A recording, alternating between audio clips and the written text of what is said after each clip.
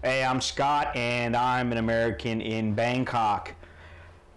I got another little issue that came up while I was traveling that I really hadn't thought about, and I'd kind of like to know what your thoughts are on this.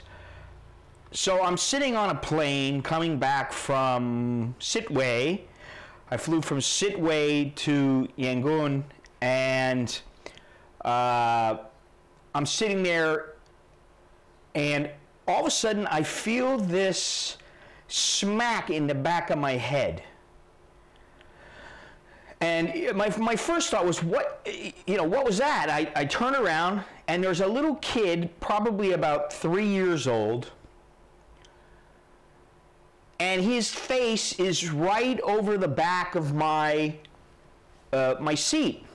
So, the kid smacked me. What am I going to do? It's not like I can turn around and give the guy a nice shot in the mouth. So, you know what I mean? So I kind of look at him, the little kid, and smile. Yeah, so funny. And I kind of sit forward a little bit, so maybe the kid will get bored. But the kid doesn't get bored. And the mother is sitting there reading her little in-flight magazine like a dumbass, letting her kid stand on her lap, doing whatever the kid wants to do.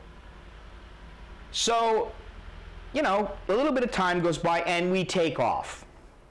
We go up in the air, everything is fine, the kid is like strapped in with the mother, so the little thing don't the little thing don't go flying around all over the place in the cabin.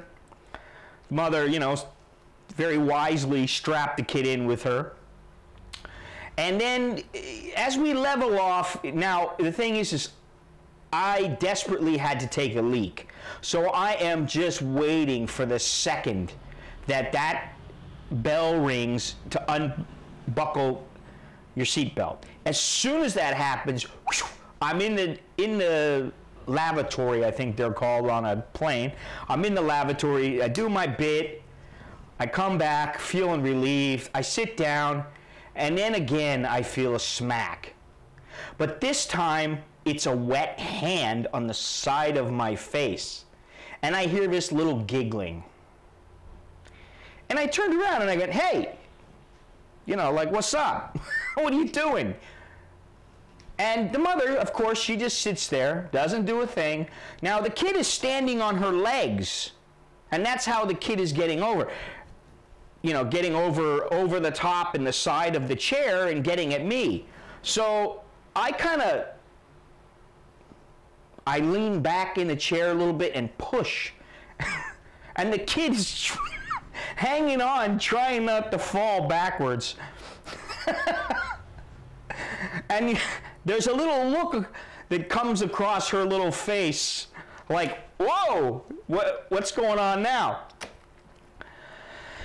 And the kid ends up sitting back down, but starts crying.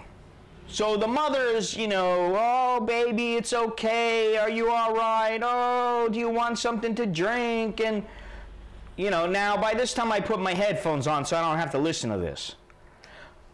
But, of course, a few minutes later, the kid's up and, I guess she had a little titty milk or something, I don't know.